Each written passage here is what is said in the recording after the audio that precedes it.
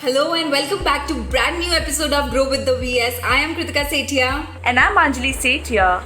So today we are going to keep up with social media algorithms. So all of you out there, brands, marketers, creators, developers and designers, stay tight and stay with us till the end. So all of us know the basic drill from consistency, connection to engagement with the pages which has similar content as ours, and we also know that paid traffic is critical, but organic traffic is the white whale, and that's what exactly builds our community on any platform. So without any further ado, let's invite our guest on today's talk, Mr. Gent Hurugliko. Gent is a brand creator, graphic designer, CEO of software designs and urban clothing line from Pristina.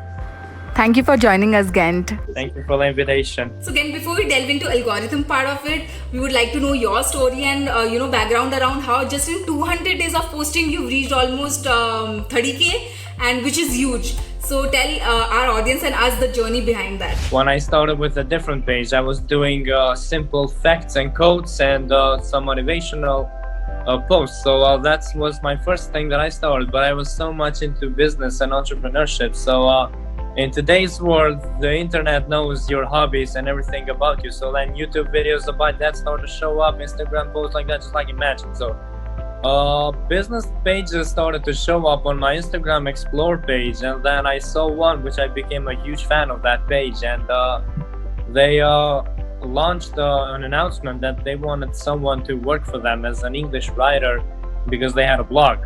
So I applied there and I actually failed. I got rejected. So because I had huge mistakes of grammar in my own email for application, and some months passed, and a couple of months, maybe 2 or 3, and then they came up again with an announcement, but this time they did not show any position. So I got in there, they saw my page that I had with 2 other friends of mine, with that one with quotes and motivational, and then they said, we like your content, how you design it. How about if you come to our page, because we like the spirit that you want to work for us here. Turned out to be my mentor after that, because he got me into the software known as Canva. He taught me how to do the designs, the infographics that were trendy back then. There were no carousels at that time. We weren't using, so nobody else was, neither these pages. During that time, I opened up another page where I offered my content creation services somewhere around May. So I was doing the same thing. Whatever I created to that client, I posted in that page, telling people that this is what I do. DM me to get this, so I can do this for you. And I would approach other potential clients, especially pages like these, who could use my services. And then I said, let's just go. Do you want me to do these kind of things? And trust me, I had to DM like hundreds of people every day, and then I would get rejected by every one of them. Maybe I could never win someone by the DMs. It could only be like once or twice. The only clients I had, they approached myself. So it was a hard time. And then by June, I opened a new page where I posted my own business infographics. I made them and I posted them. Same what I was doing with my clients. I kept that page for 4 months. I went to 12,000 followers. And then when he sold my page, that client that I said, I decided to sell my own page too, because the carousel creators started to show up at that time. We had Dane Walker, Chris Dua, Dave Telles, Christos Nikas, if you're familiar with these guys. Yes. Carousels were since 2016, when you could where you could choose multiple pictures, but these guys were the first ones to do like a transition. So second slide, third slide, and the picture would be seen in the middle. Yeah. That's why they changed the game when they came up. And it was Dane Walker who was trying to keep saying, stay away from the DM groups and everything. Well, my page that I had, that one that I grew to 12,000 followers, was mainly grown by the DM groups. I had these kind of engagement groups, and I found out by him that this is something bad. Now Instagram has officially banned those. Yeah. So I found out that my engagement was really bad. I really wish it shouldn't have been for that type of amount of followers, because in my current page I had better insights with 3,000 followers than in that page with 12,000. That's how I knew that this page was horrible. So I decided to sell it, and I did not have luck, because other people were seeing it as well, saying that the insights are kind of weak for the amount of followers that you have. No one's gonna buy it, and no one did buy it. So what I did is, the new guys who bought that page from my client, I gave the page to them in exchange for some marketing, so that they promoted my services. My page from May, the content creation page, they promoted that in their page, so that I gave them that page, and now they use it, but no results were shown, neither from the promotions, and not my page gave results to them, so nobody won anything. It was just a trade without a purpose. Wow, that was really great. The carousels and the Canva creation. I think that will be very useful for our audience. Right, and with that, you must have also heard most of the marketers, actually 80% of them say that their top strategy is increasing the engagement and the consistency and authenticity of content that they provide to their audience.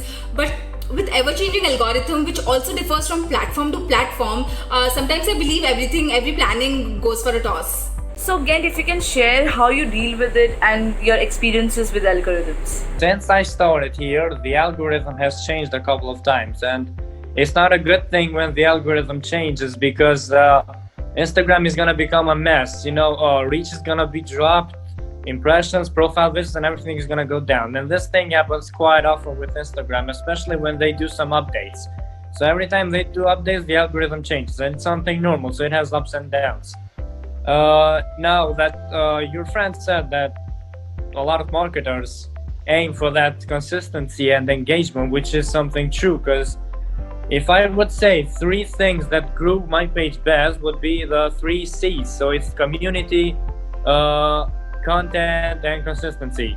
These 3 things grew my page. So I recently posted a page when I achieved my 200 days of posting. So 200 days of straight consistency every single day, and trust me, it's not that easy to manage that, because sometimes you're lacking ideas about a carousel, sometimes you have the idea but you do not have the idea about the visuals and everything. So for 200 days I kept it straight. So consistency grows best on Instagram. You can see that even if you have whatever page, just personal page as well, because even my personal account is a business account, because I left it as a graphic designer. Whenever I post a picture about myself, you can see the insights changing immediately. They're growing up, like the impressions, the reach, and everything else. So that means that Instagram wants the consistency. The more you post, the more you're gonna grow by itself. That's how it happens. Absolutely, and it's so rightly put, it's the key.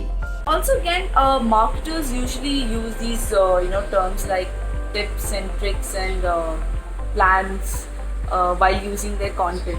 So what do you follow while creating your own designing content? If you would be in a single stage, content that is only a single slide, not 10, it would be a lot easier, because it's easier with visuals and there are probably more with text. But in carousels, this progress is a little bit different. So the first thing I want to make sure, the most important one, is the script, so the text that is going to be used.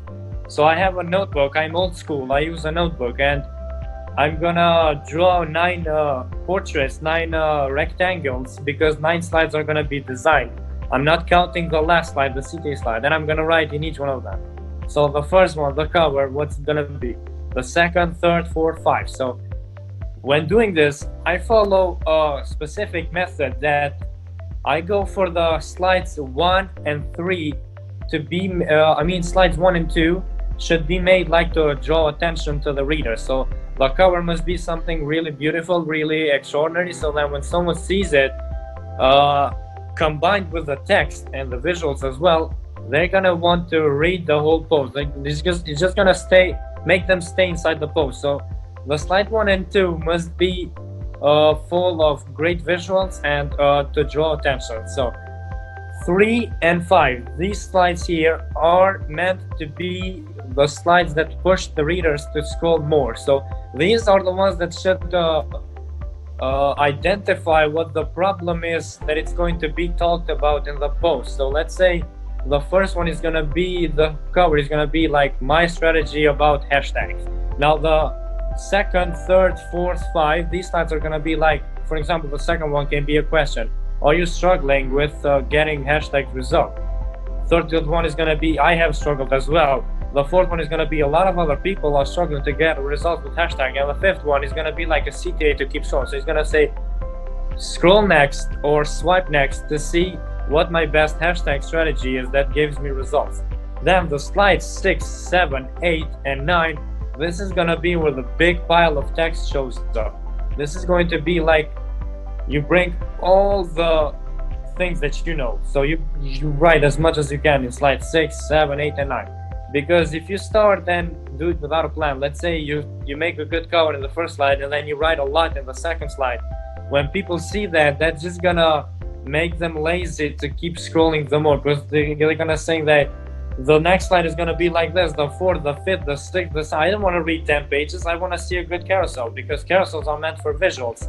Of course, they have value packed in there, but the best thing of them are the visuals. So when people see a lot of tags, they're just gonna scroll and or maybe even worse, they're just gonna go down and not gonna see your post at all. So it should be about drawing attention in the first slides from 1 to second, creating the sense of the problem that is going to be solved from slide 3 to 5, and then from 6 to 9 is gonna be the solution there.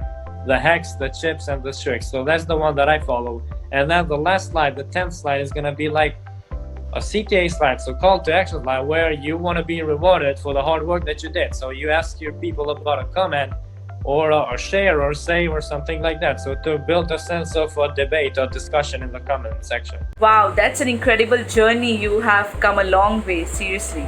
So with time, we've also realized that it's impossible to overlook the importance of building the community that fosters loyalty. Lastly, we would like you to address on how building connection and engaging with your audience has, worked out for you. So this helped me the most because carousels build engagement, personal brand builds trust. It was all because of this. Because why carousels build engagement is that obviously you need a longer time to read a carousel than to read a single post, right? Because you can see a single post for 1 minute or 2. That's too much, maybe in seconds, while in a carousel you might need 2 to 3 to 4 minutes to read it, depends on how much you read. So the algorithm wants your people to stay longer on their platform, and when you post carousels, this happens because they need longer time to read it. So then when you have a decent amount of followers, they're all gonna stay here for a longer time because they want to read the whole thing, the whole carousel. Then, because of this, the algorithm is gonna reward you with higher engagement, higher reach, and higher impressions. It's gonna get your post to the explore page, and it's gonna give you more saves. The saves are all organic because if you post a single post, people can just take a screenshot of it and save it on their gallery. While if you give a carousel, they're not gonna screenshot 10 types of picture and keep them on their phone every single day. So what they will do is they will click that save button and help both you and them out. So it's gonna be a win-win situation. That's the best of carousels. While the trust to build a community, it was all because of the personal branding. When people see you, they get to know you more. They know where you're from, because I always play my hometown as a location in my carousel, so now people know where I'm from, and they do not know anyone who does carousels that I'm from here. They see my face not only in my last slides, they also see my face in other slides, because I have made illustrations of myself. I have a guy who does those, and they're kind of creative and they look better than just a normal picture, but they still know. Also, when you go out live, people know you and things, and then they trust you more. I had clients who paid me in advance even without finishing their services, because I offer a Canva teaching, a coaching call with Canva, which is like a course, so you will learn everything that I share about Canva. I had people who paid me, and then I kept that after 2 weeks or 1 week. While in software designs, I could finish my services and people would not pay me. I had this kind of trouble. I would finish it and I would get no payment. While here I get the payment without doing the job, but I still do it, of course. That's the best of personal branding, the trust that building a community. It's all because of this. Well said. This was some really helpful insights that you have portrayed today to your audiences who's listening to you. So thank you so much again for taking us through your journey and making it so valuable for all your audience. And thank you for giving us your time. Wish you all the luck and success for your future endeavors, Ghent. And for all those who don't know, Ghent is soon launching an urban clothing line, so stay tuned for that. And all those who stayed with us till here, hope this video was as fruitful for you as it was for us. And leave your queries in the comment section below for us and again to revert to you, and we'll address them surely. And don't forget to like, share and subscribe. The VS signing signing off. off.